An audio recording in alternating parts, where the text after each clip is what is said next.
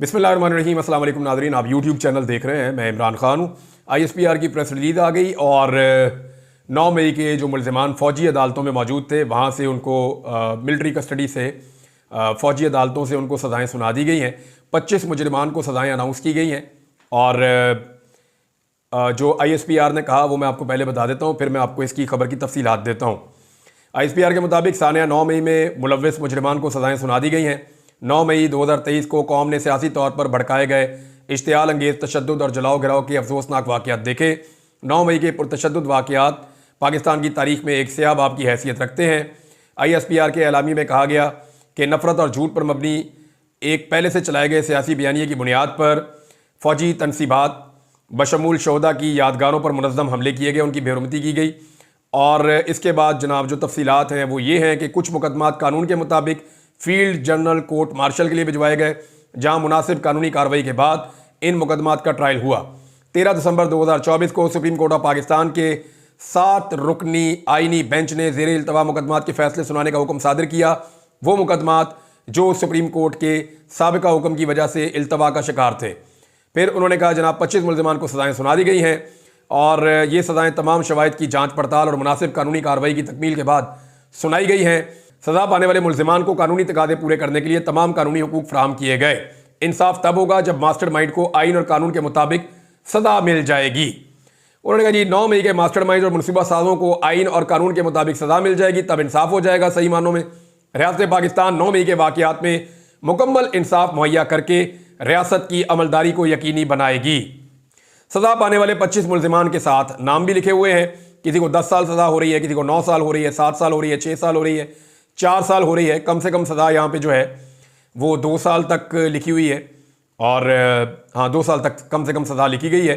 ये 25 मुल्ज़िमान जो हैं ये मुख्तलिफ पाकिस्तान के शहरों से हैं, यानी मर्दान से हैं, जिना हाउस वाले हैं, फैसलाबाद वाले हैं और मुल्तान कैंट चेक पोस्ट वाले हैं। फिर इसके अलावा जो है वो जिना हाउस के मज़ीद हैं, मियाँ वाली पे का एक मुल्ज़िम है, उनको भी सज़ा दी गई है। GHQ का मुल्ज़िम है, उसको भी सज़ा दी गई है। Jinnah house Punjab regiment centre Mardan से मुल्ज़िम है, उनको भी सज़ा दी गई है। मुल्तान कैंट चेक पोस्ट है एक और मुल्ज़िम, उनको भी सज़ा दी गई है। चकदरा किला के हमले पर भी बन्नू कैंट यहाँ पे भी है और PF बेस मियाँ वाली है और मर्दान है। यानी ये मुख्तलिफ इलाके हैं जहाँ पे मुल्ज़िमान को सज़ा दी गई है। अब 25 मुल्ज़िमान को नाज़रीन सज़ा सुनाई गई है, इसमें 10 साल तक की सज़ा शामिल है। मेरी कुछ चीज़ें बुनियादी मैं आपके सामने रखना चाहूँगा। सबसे पहले तो आप अपने ये ज़हन में रखें कि 9 मई हुआ क्यों। हुआ ये था कि हमने जो कुछ देखा 9 मई की सुबह इमरान खान साहब को रेंजर्स के लोग आते हैं और वो इस्लामाबाद हाई कोर्ट के अहाते के अंदर से शीशे तोड़ते हैं, दरवाज़ा तोड़ते हैं, अंदर दाखिल होते हैं। इमरान खान साहब को गिरबान से पकड़ते हैं और ज़ख्मी हालत में उनको घसीटते हुए ले जाते हैं। इमरान खान साहब पे वहाँ पे तशद्दुद भी किया जाता है। रेंजर्स के एहलकारों ने ज़बरदस्ती इमरान खान साहब को इस्लामाबाद हाई कोर्ट के अहाते के अंदर से गिरफ्तार कर लिया। इमरान खान साहब को उठा कर ले गए। उसके रद्दमल में पूरे पाकिस्तान के अंदर लोगों ने एहतजाज शुरू कर दिया और एहतजाज करने वाले लोगों की एक बड़ी तादाद ने कंटोनमेंट्स का रुख किया और वहाँ जाके एहतजाज किया। वहाँ पे तोड़ फोड़ हुई। वहाँ जो उनको कईयों ने जो है वो शोहदा की यादगारें जो हैं वहाँ पे तोड़ फोड़ की। कईयों ने कुछ जो मुजस्मे बने हुए हैं पुतले, उनकी तोड़ फोड़ की। कई जो हैं वो कुछ हाउसेस के अंदर घुसे, वहाँ पे तोड़ फोड़ की। तो एक्चुअली जो इनके ऊपर इल्ज़ामात हैं ये तनसीबात के ऊपर या इन चीज़ों के ऊपर अटैक करने के इल्ज़ामात हैं। अब ये मामला शुरू हुआ किस चीज़ से? इमरान खान साहब की गिरफ्तारी से। ठीक 2 दिन के बाद 11 मई 2023 को सुप्रीम कोर्ट ऑफ पाकिस्तान में इमरान खान साहब को पेश किया गया। इमरान खान साहब वहाँ पे आए और उन्होंने आने के बाद सबसे पहले 9 मई के मामले की मजम्मत की। उन्होंने कहा मुझे तो कुछ पता ही नहीं है और ऐसी चीज़ों की मैं पुरतशद्दुद चीज़ों की मजम्मत करता हूँ। और साथ ही इमरान खान साहब ने न सिर्फ मजम्मत की बल्कि सुप्रीम कोर्ट ऑफ पाकिस्तान ने इमरान खान साहब की जो 9 मई को गिरफ्तारी हुई थी इस्लामाबाद हाई कोर्ट से, जिसको रेंजर्स ने किया था, उसको गैर कानूनी गैर आईनी करार दे दिया। इमरान खान साहब को रिहा कर दिया गया। उसके बाद 5 अगस्त को इमरान खान साहब को दोबारा गिरफ्तार किया गया। जब 5 अगस्त को इमरान खान साहब को दोबारा गिरफ्तार किया गया तो फिर जिन केसेस में गिरफ्तार किया गया वो ये नहीं थे, 9 मई वाले नहीं थे, क्योंकि 9 मई में इमरान खान साहब को सुप्रीम कोर्ट ऑफ पाकिस्तान ने क्लीन चिट देकर छोड़ दिया था कि जनाब ये तो बंदा आपने गिरफ्तार कर लिया था और गैर कानूनी तौर पे गिरफ्तार किया था, तो वो गिरफ्तारी ही गैर कानूनी थी। अब इस्लामाबाद हाई कोर्ट में इस मामले का भी केस चल रहा है। अब दोनों चीजें जरा आप सामने रख लें। एक तरफ इस्लामाबाद हाई कोर्ट है, जस्टिस आमिर फारूक है, एक तरफ फौजी अदालतें हैं जहां पे जो जजेस बैठे हैं वो कर्नल हैं, यानी वो यूनिफॉर्म्ड ऑफिसर्स हैं जिनका कानून का कोई एक्सपीरियंस नहीं है। एक तरफ यूनिफॉर्म ऑफिसर हैं जो कानून के बारे में नहीं जानते, एक तरफ आमिर फारूक साहब हैं जो कानून के बारे में जानते हैं। अब आमिर फारूक साहब की अदालत से एक साबिक वजीर आजम को अगवा किया गया, उसके ऊपर आमिर फारूक साहब आज 1.5 साल से ज्यादा गुजरने के बावजूद कोई हुक्मनामा नहीं दे सके, कोई सजा नहीं दे सके। जबकि जो लोग फौजी अदालतों ने गिरफ्तार किए उनको सजा देने में ताखीर सिर्फ इसलिए हुई कि उनको सुप्रीम कोर्ट ऑफ पाकिस्तान के एक हुक्म ने रोक रखा था और दूसरे हुक्म ने उनको इजाजत दी और उन्होंने सजाएं दे दी। अब मामला यह है कि 9 मई का आगाज होता है इमरान खान की गैर कानूनी गिरफ्तारी से। इमरान खान की गैर कानूनी गिरफ्तारी के ऊपर आज तक कोई अदालत पाकिस्तान के अंदर इंसाफ फराहम नहीं कर सकी। हालांकि यह वो मामला था जहां से सारा मसला शुरू हुआ था। जजेस जो है वो इंसाफ नहीं दे पा रहे और जो अदालतें जिनको सिविलियंस मानते ही नहीं है, पूरी दुनिया के अंदर आप जाकर पूछें मिलिट्री कोर्ट्स, तो वो कहते हैं military courts are not courts, यानी मिलिट्री अदालत जो होती है, फौजी अदालत, वो कोई अदालत नहीं होती क्योंकि उनका कोई कानूनी तजुर्बा नहीं होता। लेकिन उन्होंने सजाएं दे दी।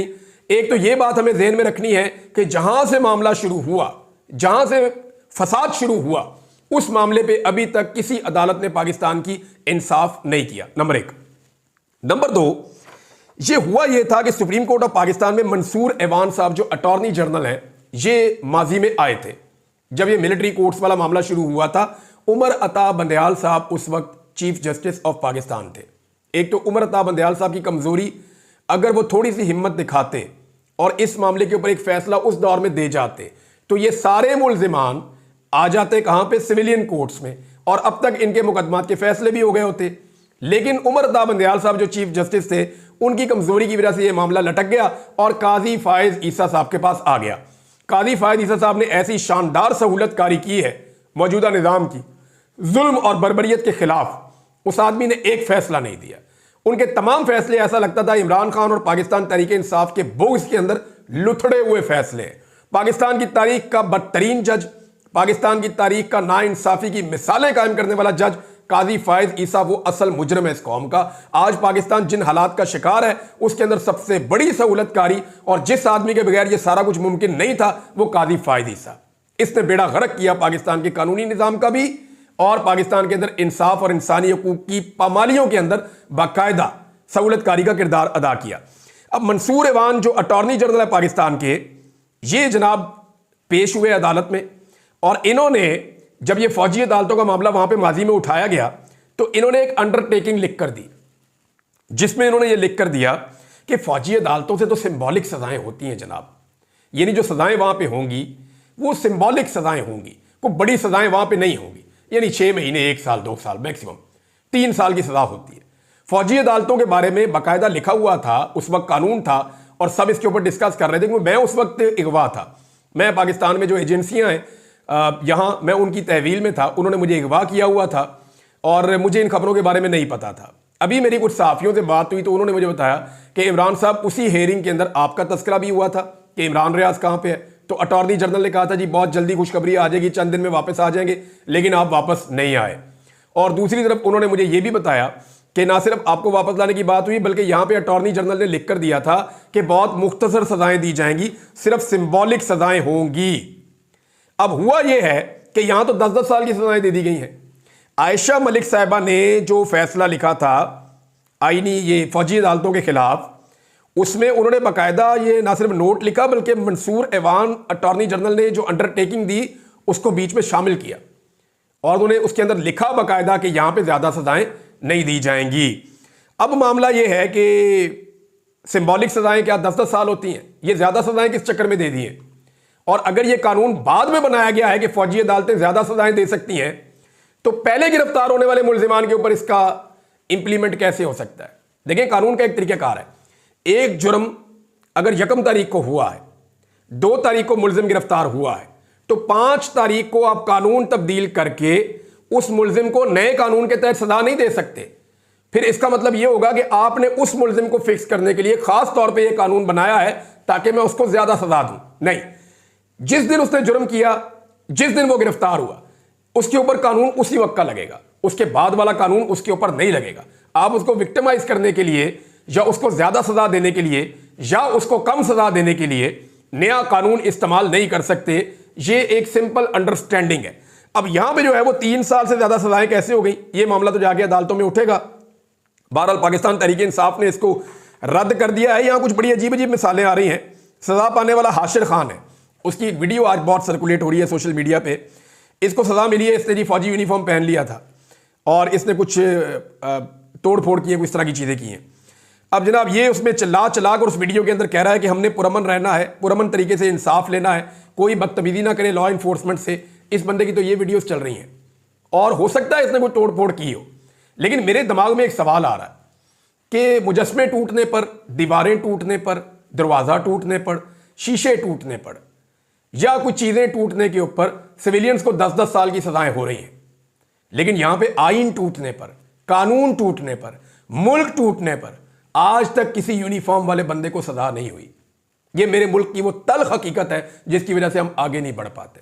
मुझे पता है कि ये जुमला बोलने के बाद मेरे पे बहुत ज्यादा रिएक्शन आएगा, लेकिन क्या ये सच नहीं है? अपने गिरेबान में झांकना नहीं चाहिए हमें कि आज तक इस मुल्क के अंदर गरीब आदमी, एक आम सिविलियन अगर एक गमला तोड़ दे, एक शीशा तोड़ दे, एक यूनिफॉर्म की तौहीन कर दे, कोई ऐसी चीज कर दे, उसको उठा के 10 साल की सजा भी दे देंगे, उसको, उसके खानदान को निशाने इबरत भी बना देंगे। लेकिन अगर कोई यूनिफॉर्म वाला आदमी मुल्क तोड़ दे, आइन तोड़ दे, कानून तोड़ दे, जो मर्जी करे, उसको सजा नहीं होगी इस निजाम में। यह एक बुनियादी सवाल है, इसके जवाब के बगैर हम आगे नहीं बढ़ सकते। एक और जनाब मुलजिम उस पर इल्जाम कि उसने यूनिफॉर्म की शर्ट पहनी थी और बेरुमती की है, मगर यही काम तो एक टिकटॉकर भी कर रहा है। एक टिकटॉकर ने पिछले दिनों यूनिफॉर्म पहनी, वो रोजाना पहनता है यूनिफॉर्म पहन के वो फौजी बन के लोगों को गालियां देता है, वो पाकिस्तान तहरीक इंसाफ के लोगों की बदतमीजी करता है, तौहीन करता है।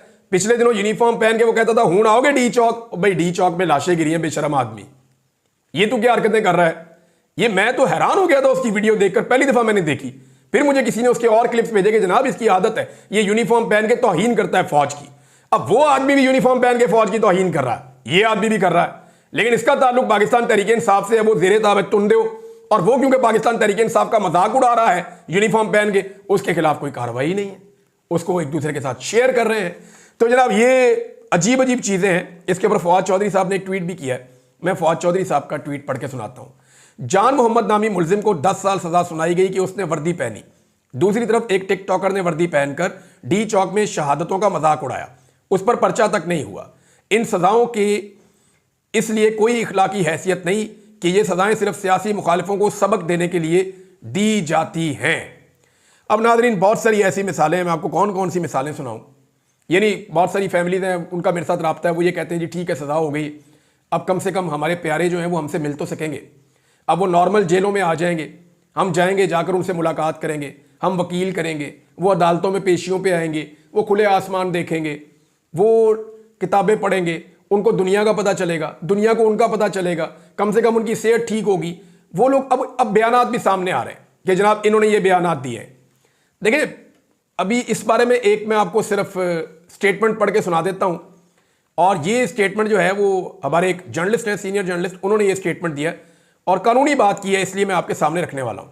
वसीम मलिक साहब कहते हैं कि बज़ाहिर ISPR की जारी करदा वीडियो और माजी के नज़ायर के मुताबिक 25 मुलजिमान के एतराफ़ी बयानात के अलावा कोई शवाहिद मौजूद नहीं है। यानी इनको जो सजा दी गई है उसके अंदर जो सबसे बड़ी चीज़ इस्तेमाल की गई है कि मुलजिमान ने एतराफ़ कर दिया जनाब मैंने मोर चोरी की है। यानी इस मुल्क में मोर चोरी करने की सजा है, उसको पकड़ो जेल में डाल दो। वोट चोरी करने की सजा नहीं है इस मुल्क में। यानी जो मोर चोरी करेगा उसको कैद में डालेंगे, जो वोट चोरी करेगा उसको हुकूमत में डालेंगे। इस तरह तो मुल्क नहीं चलेगा साहब, और ना ऐसे मुल्क ये लोग चलने देंगे। पाकिस्तान के अंदर कभी इस्तेहकाम नहीं आ सकेगा जब तक इस तरह का जुल्म और बर्बरियत जारी रहेगी। फौजी अदालत से सजा पाने वाले इन मुलजिमान को जुर्म तस्लीम करने पर सजा सुनाई गई है, जबकि सुप्रीम कोर्ट, हाई कोर्ट के कई फैसलों और कानून शहादत के तहत फौजी अफसर के सामने एतराफ़ जुर्म की कोई हैसियत नहीं होती। यानी वो तो कोई भी है, इनसे आप 9/11 का एतराफ़ करवा लें, ये कर लेंगे।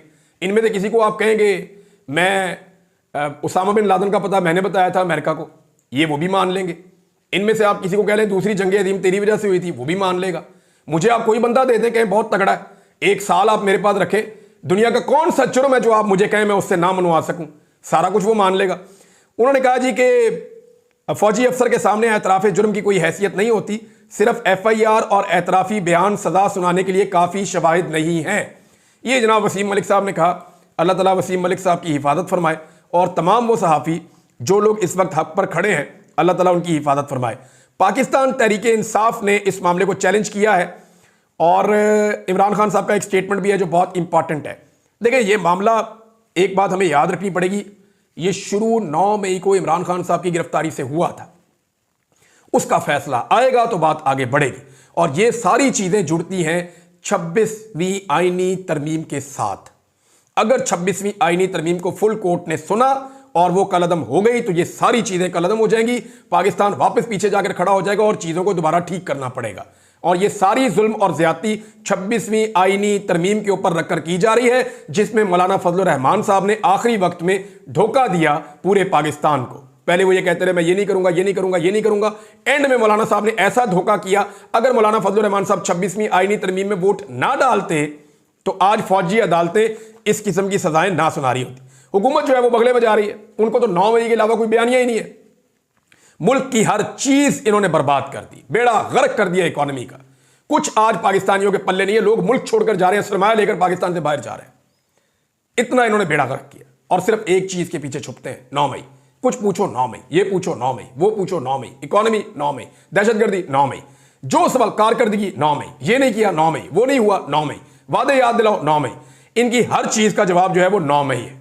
और 26 नवंबर के ऊपर तो ये बात करना ही नहीं चाहते, उस पर मैं अगले वीलॉग में आपको बहुत इंपॉर्टेंट चीजें बताने वाला हूं। एक नौजवान की नादरीन छोटी सी कहानी है, मैं आपके सामने जरूर रखूंगा और ये मुझे बहुत सारे लोगों ने भिजवाई है। उन्होंने कहा जी इसका जिक्र जरूर करें, हो सकता है किसी को होश आ जाए और इसको इंसाफ मिल जाए। इसमें जो है वो कासिम सूरी साहब का ट्वीट भी है इस हवाले से और बड़ी दर्दनाक इस नौजवान की कहानी है। ये मैं कासिम सूरी साहब का ही ट्वीट आपको पढ़ के सुना देता हूं। अब्दुल रशीद का 16 साल छोटा भाई है एक। अब्दुल रशीद जो है वो शहीद हो गया था। अब कासिम सूरी साहब लिखते हैं कि मेरे कोयटा के नौजवान शहीद अब्दुल रशीद अचकजई का 16 साल छोटा भाई उमर अचकजई 26 नवंबर से बेगुनाह रियासती कैद में है, जिसे शहीद भाई की मैयत कोयटा ले जाते हुए गिरफ्तार किया गया। वो अपने भाई की लाश लेकर जा रहा था, उसको रास्ते में पकड़ लिया और वो 16 साल का बच्चा है। गिरफ्तार किया गया और 4 झूठे मुकदमात में डाल दिया गया। रियासती और सहाफती हवलदार नौजवान नस्ल से किस मोहब्बत की तवक्को करते हैं? बात तो ठीक है और बात तकलीफ वाली है। इमरान खान साहब का एक स्टेटमेंट आया, वो स्टेटमेंट मैं आपको सुना देता हूं, फिर नेक्स्ट वीलॉग में बाकी चीज़ें बताऊंगा। इमरान खान साहब ने क्लियरली कह दिया कि पाकिस्तान तहरीक इंसाफ के बानी इमरान खान साहब साबिक वज़ीर आज़म, उन्होंने कहा कि अगर कल 22 दिसंबर तक हमारे मुतालबात पर बातचीत के लिए कोई पेशरफ्त ना हुई तो बैरून मुल्क पाकिस्तानियों से तरसीलात ज़र ना भेजने की अपील कर दूंगा। इमरान खान की हमशीरा अलीमा खान ने अडियाला जेल में अपने भाई से मुलाकात की। उसके बाद उन्होंने गुफ्तगू करते हुए उनके पैगाम को सुनाया। उन्होंने कहा कि इमरान खान का मौक़िफ़ है कि हुकूमत बातचीत करने में संजीदा नहीं लग रही। हमारे 2 मुतालबात तस्लीम किए जाने चाहिए, जिनमें से एक बेगुनाह सियासी कैदियों की रिहाई और दूसरा 9 मई और 26 नवंबर के वाक़यात की तहकीकात के लिए जुडिशल कमीशन का क़याम अमल में लाया जाए। अलीमा खान के मुताबिक इमरान खान ने कहा अगर कल तक मुज़ाकरात का आगाज़ हो जाता है तो मैं तरसीलात ज़र ना भेजने की कॉल मौखर कर दूंगा।